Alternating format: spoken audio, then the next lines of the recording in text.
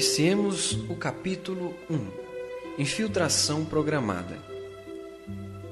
Em estranha cidade do plano espiritual inferior, congregava-se espíritos obsessores com as mais perversas intenções.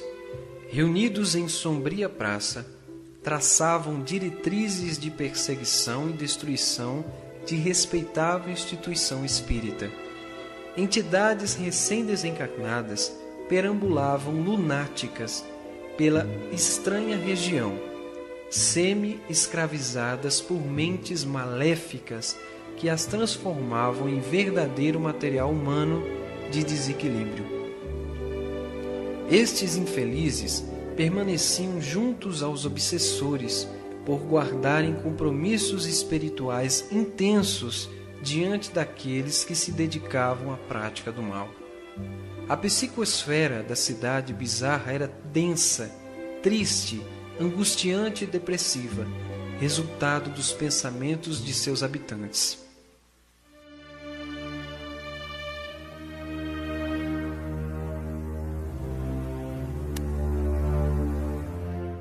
Júlio César, na condição de chefe, conclamava do centro do largo dos obsessores, que circulavam em torno do jardim de pedras com as seguintes argumentações: Avante, amigos, o trabalho nos espera. Não podemos mais perder tempo, é necessário agirmos agora, ou então o trabalho de anos será perdido. Qual é a missão? Perguntou Gonçalves, um dos comparsas imediatos de Júlio César. A missão, respondeu o sinistro orador, é de infiltração espiritual. Estamos de longa data planejando invasão, domínio e destruição de uma grande casa espírita. Quando o adversário-chefe pronunciou estas palavras, extensa turba de espíritos fanáticos correu para junto do perseguidor mestre, ouvindo-o atentamente, enquanto a novidade corria relampejante entre os habitantes do estranho município, entre aspas.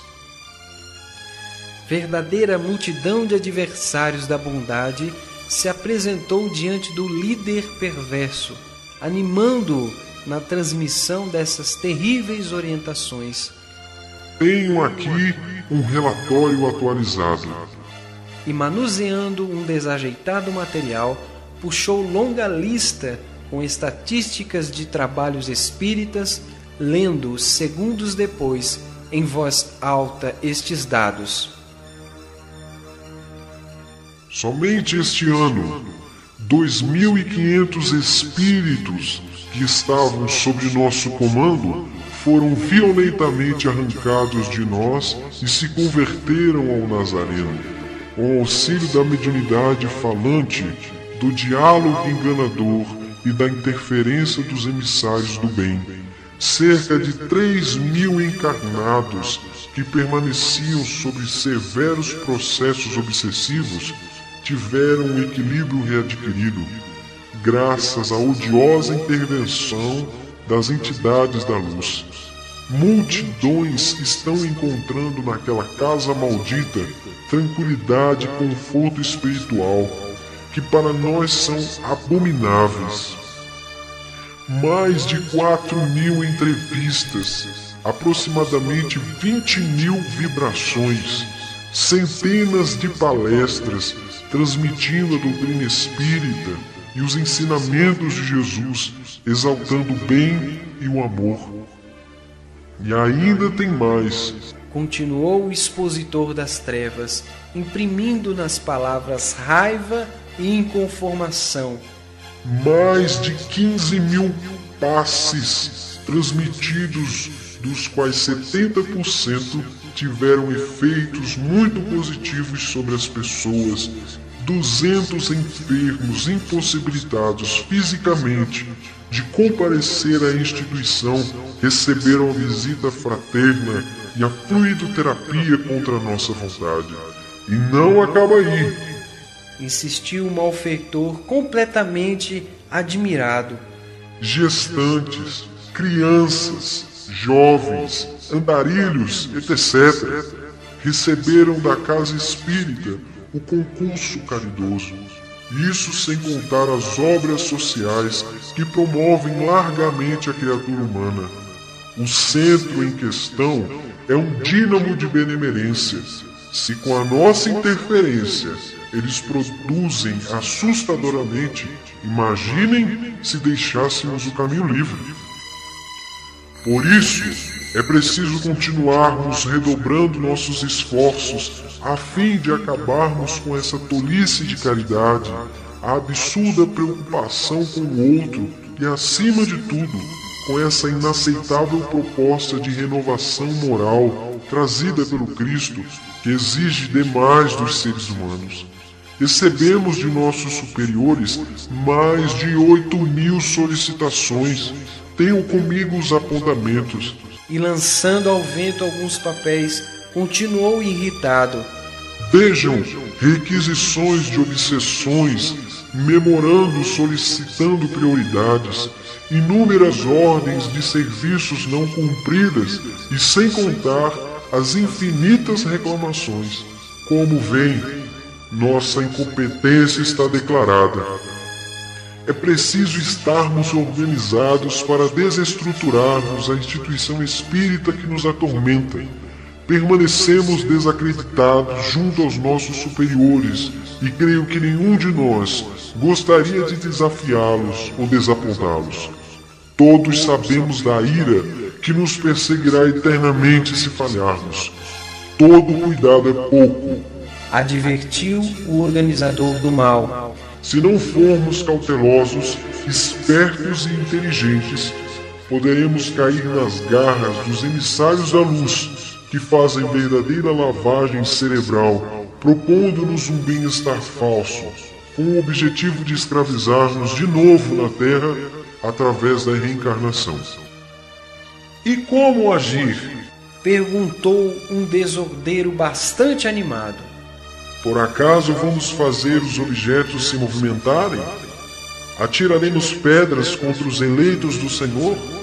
Assassinaremos alguém? E da turba, uma infinidade de sugestões maléficas foram proferidas entre a algazarra e uma pseudo-alegria que envolvia a legião desordeira.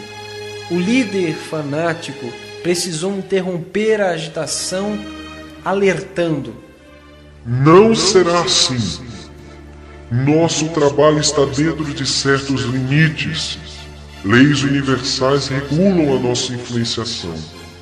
E a casa espírita a qual desejamos invadir dispõe de poderosa proteção espiritual, milhares de espíritos superiores em incessante trabalho no bem, além de entidades sublimes garantindo-lhes extraordinário auxílio.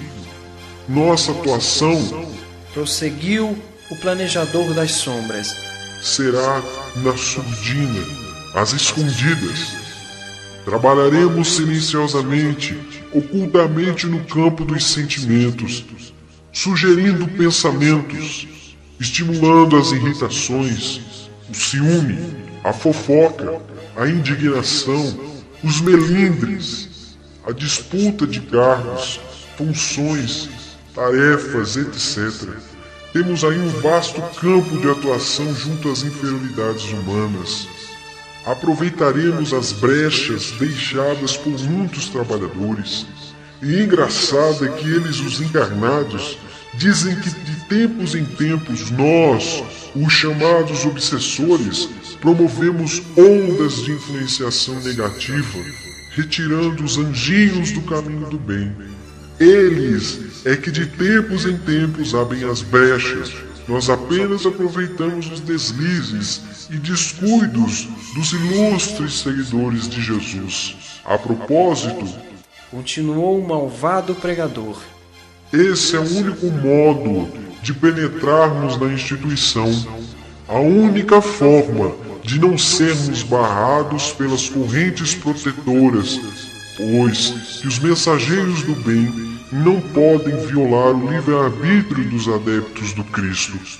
Os espíritos do mais alto sempre dizem que do mal tiram o bem, que a nossa entrada é permitida porque servirá de teste para muitos dos frequentadores e trabalhadores da casa.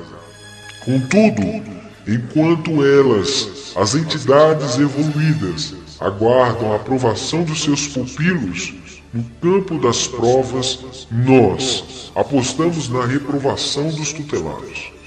Temos de valorizar o momento, pois as dificuldades econômicas, sociais e políticas do país estão a nosso favor.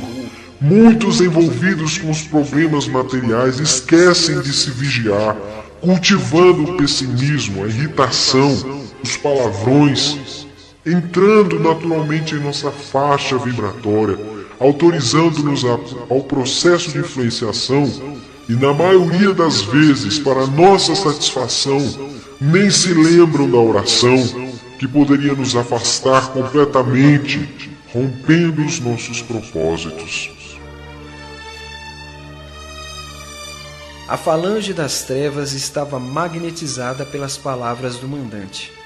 Quando Júlio César percebeu que já havia estimulado quantos necessitava para a implantação das suas ideias, entoou este grito de guerra: Avante!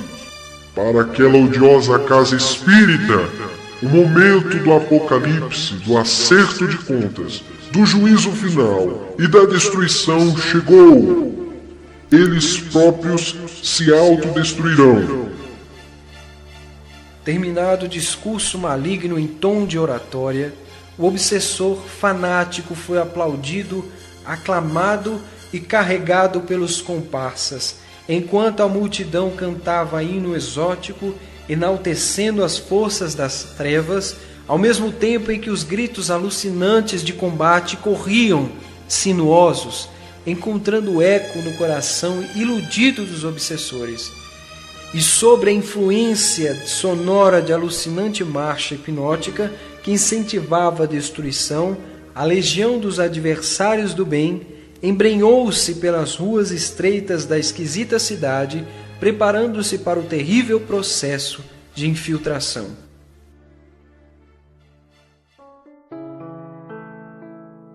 Dias depois, na casa espírita, o trabalho seguia normalmente. No plano espiritual, porém, os instrutores responsáveis pelo centro recebiam a notícia: vamos ter mais uma tentativa de invasão dos adversários do bem, comunicou Joana, uma das cooperadoras espirituais do centro. Acabamos de socorrer um espírito desequilibrado que prestava serviços à extensa turba de obsessores. Tendo-se libertado da influência negativa, narrou-nos com riqueza de detalhes diabólica palestra que o já conhecido Júlio César realizara em sua cidade sinistra, almejando mais uma vez destruir a obra do bem. O mentor tratou de apaziguar os tarefeiros espirituais, solicitando marcassem reunião com todos os cooperadores desencarnados com o objetivo de informá-los a respeito da possível invasão.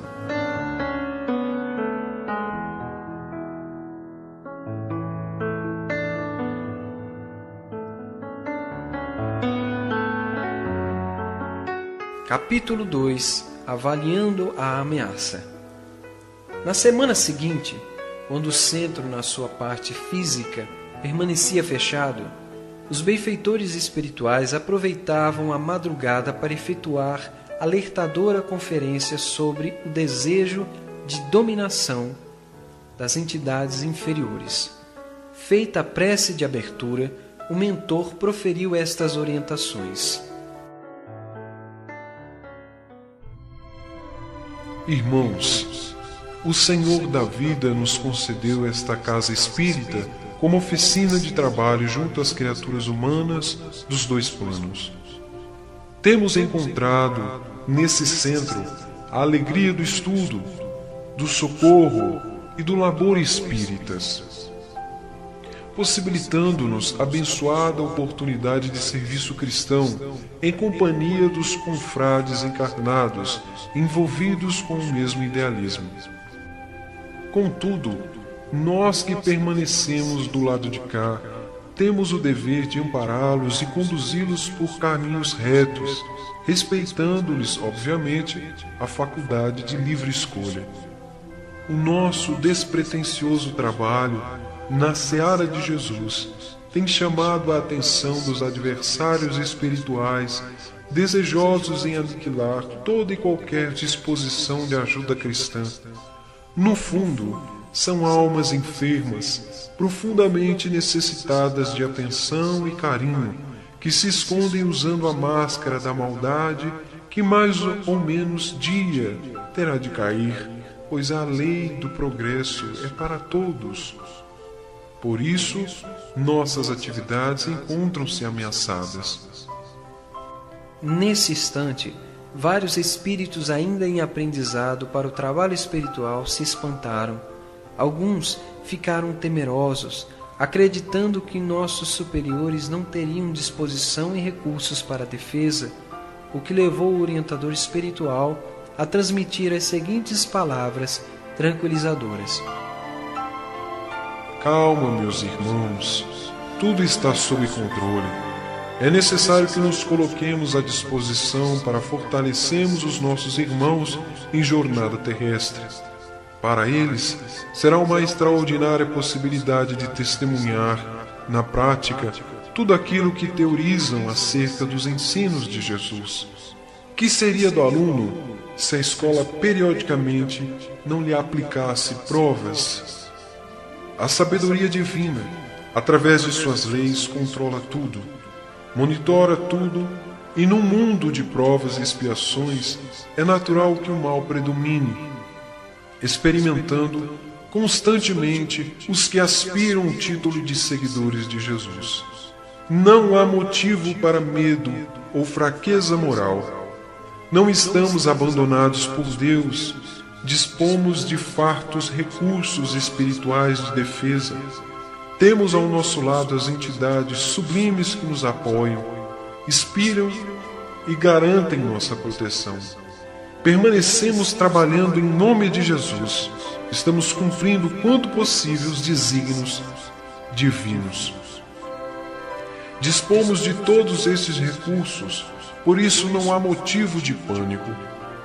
Esta será uma batalha que competirá aos encarnados vencerem. Nós, porém, nos limitaremos a protegê-los, vigiando e orando fervorosamente. É certo que alguns, pelos sentimentos que nutrem, não mereceriam sequer nosso concurso. Entretanto, as tarefas que realizam promovem o bem comum, e pelo trabalho bem feito que executam, ainda que o realizem como profissionais espíritas e não como verdadeiros idealistas, nossa proteção se faz sentir pensando no todo da casa. Ainda que esses profissionais nada recebam financeiramente, estão sempre em busca dos elogios, da notoriedade e sempre se irritam quando não são citados. Esses, infelizmente, apesar de todo o nosso empenho em protegê-los, ainda que pensando nas tarefas, serão os principais atingidos.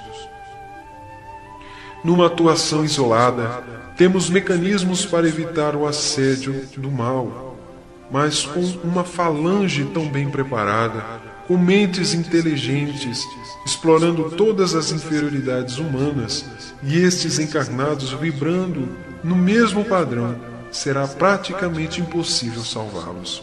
É uma pena que no templo da fraternidade, entre os conhecedores do Evangelho, alguns insistam em ser o exemplo daquilo que Jesus não ensinou. Contudo, temos de compreender que esses irmãos estão em aprendizado, não despertaram ainda e agem assim por carregarem na alma as informações espíritas e não a vivência delas. Mesmo assim, nós que compreendemos mais, devemos tolerá-los, inspirá-los, conduzi-los para o caminho do bem, porque é da lei divina fazermos ao outro o que gostaríamos que nos fizesse. não desejamos estar entre aqueles que apontam as dificuldades, criticando maledicentemente, sem apresentarem propostas de ajuda e renovação. Desejamos cooperar em silêncio, preferindo ver no semblante as virtudes que já conquistou, encorajando-o amorosamente para vencer as próprias dificuldades morais, agradecendo quanto possível aqueles que despretensiosamente, verdadeiramente e amorosamente trabalham em benefício da causa espírita. Para isso, temos a sublime oportunidade da mediunidade que nos possibilita irradiarmos centenas de mensagens singelas, aquelas que, mesmo sem terem condições de serem divulgadas como literatura espírita, calam fundo no coração dos participantes das reuniões de intercâmbio espiritual.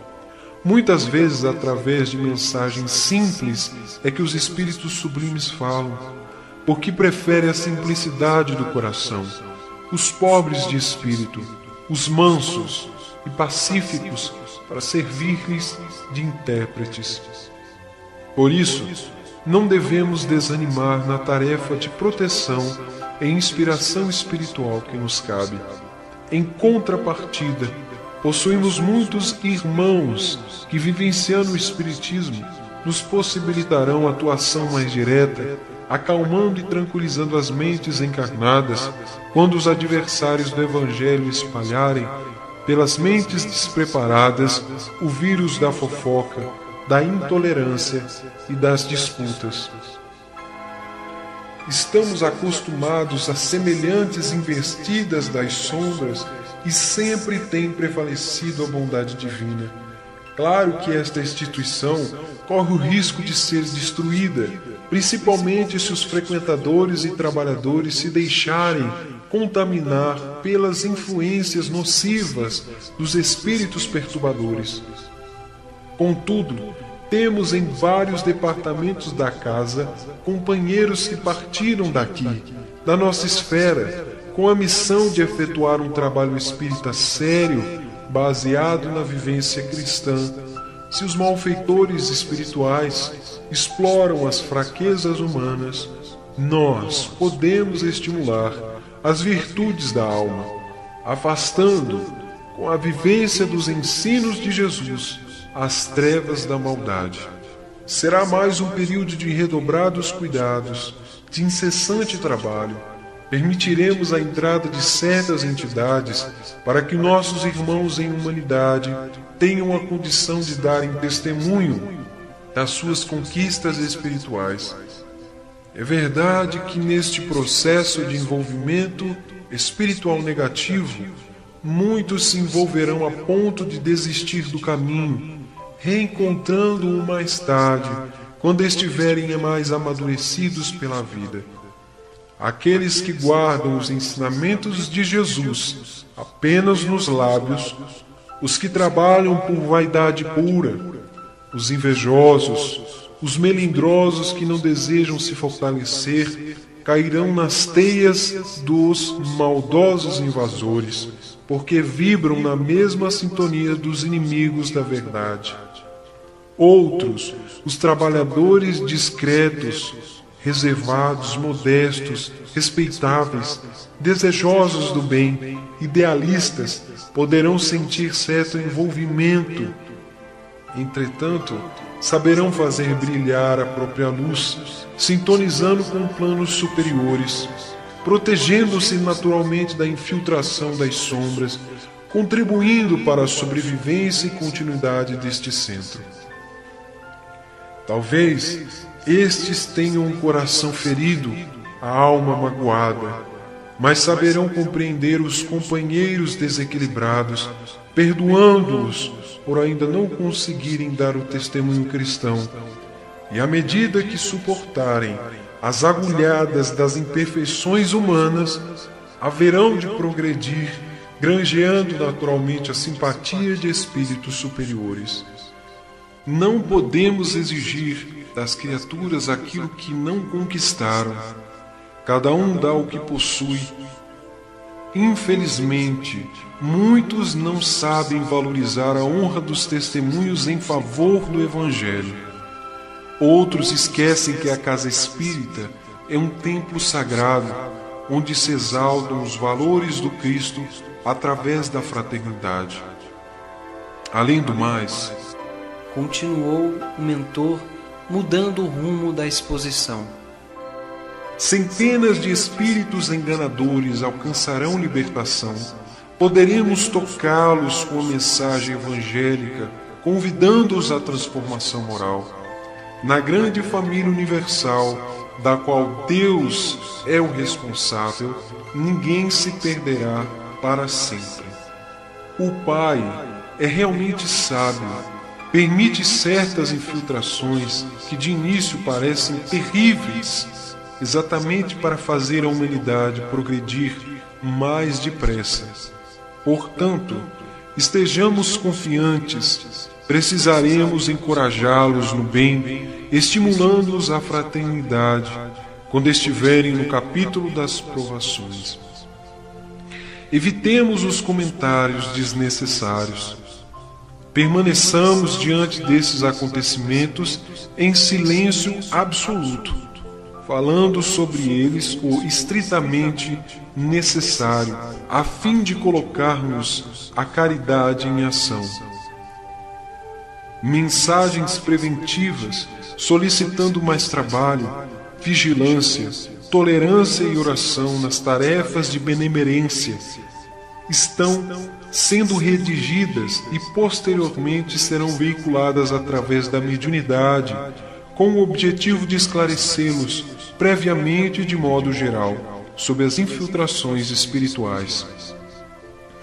Já foram expedidas convocações para os espíritos protetores de todos os encarnados que executam qualquer tarefa nesse templo cristão, solicitando comparecimento em reunião de estudo, onde solicitaremos o concurso deles para vigiarem seus tutelados mais intensamente, ajudando-os a vencerem os ataques das trevas. Agora, disse o tarefeiro, finalizando a exposição, me compete alertar pessoalmente os dirigentes encarnados deste posto de serviço. Quanto a nós, sigamos com tranquilidade, porém, alerta, guardando confiança em Deus, em nós mesmos e principalmente nos confrades envoltos na matéria desse. Terminada a conferência, os trabalhadores do mundo espiritual retiravam-se em silêncio absoluto, dedicando-se aos labores de rotina, quando Castro, o presidente encarnado do centro, acompanhado de Israel, o diretor das atividades doutrinárias, apresentaram-se desdobrados do corpo, demonstrando no olhar expressão de grande preocupação.